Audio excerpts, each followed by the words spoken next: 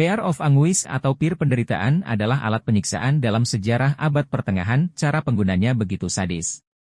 Seorang penyiksa akan memasukkan alat tersebut ke dalam mulut, vagina atau anus seseorang untuk melebarkan lubangnya, sehingga menyebabkan rasa sakit yang luar biasa. Banyak yang percaya bahwa alat penyiksaan brutal ini telah digunakan selama berabad-abad dan menyebabkan penderitaan besar bagi para korbannya. Sebaliknya, para sejarawan tidak sependapat dengan pandangan ini. Lalu, seperti apa sejarah pir penderitaan dan bagaimana ia menjadi simbol penyiksaan abad pertengahan? Berbagai jenis alat penyiksaan digunakan selama abad pertengahan yang berlangsung sekitar 1000 tahun dan sering dianggap sebagai abad ke-8. Hal ini ditandai dengan periode pergolakan politik dan kekerasan yang besar. Mungkin tidak ada cara lain, namun abad ke-8 memunculkan beberapa metode penyiksaan yang berpotensi kelam. Beberapa perangkat menargetkan laki-laki, sementara yang lain ditujukan khusus untuk perempuan. Orang-orang menggunakan Pear of Anguish selama sejarah abad pertengahan ketika alat penyiksaan merupakan hal yang lumrah. Alat penyiksaan dipandang sebagai cara yang sah untuk mendapatkan pengakuan dari penjahat dan mendapatkan informasi dari musuh.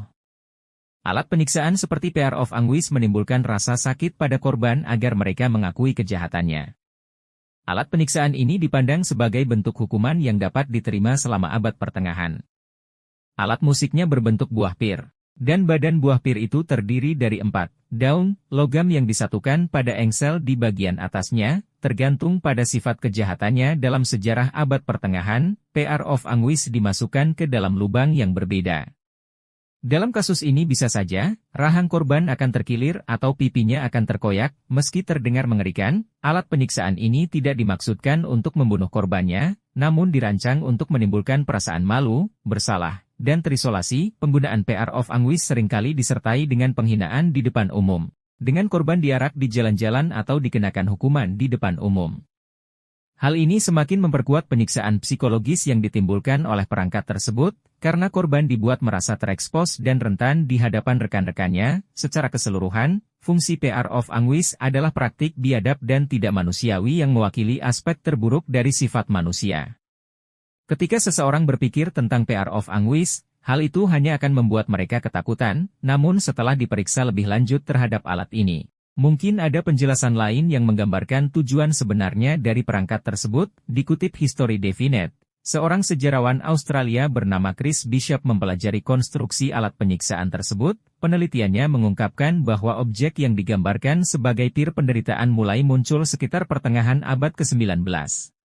Selain itu, terdapat referensi sejarah tentang seorang penjahat terkenal di Paris pada abad ke-17. Pada saat itu, penjahat ini terkenal karena menggunakan perangkat yang dirancang dan memungkinkan dia untuk membungkam korban.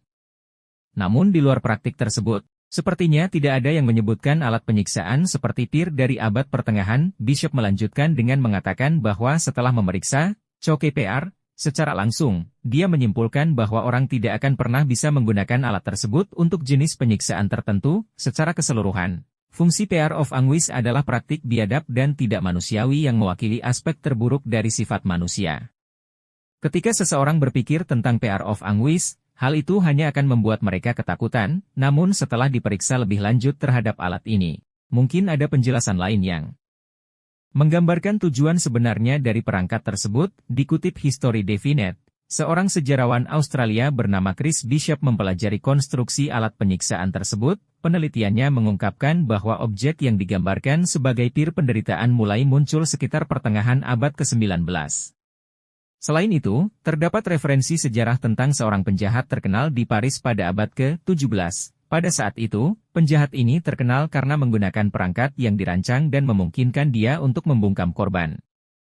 Namun di luar praktik tersebut, sepertinya tidak ada yang menyebutkan alat penyiksaan seperti pir dari abad pertengahan. Bishop melanjutkan dengan mengatakan bahwa setelah memeriksa Choke Pear secara langsung, dia menyimpulkan bahwa orang tidak akan pernah bisa menggunakan alat tersebut untuk jenis penyiksaan tertentu. Sebagai permulaan, pegas dalam konstruksi perangkat terlalu lemah untuk membuka lubang tubuh sehingga menyebabkan kerusakan.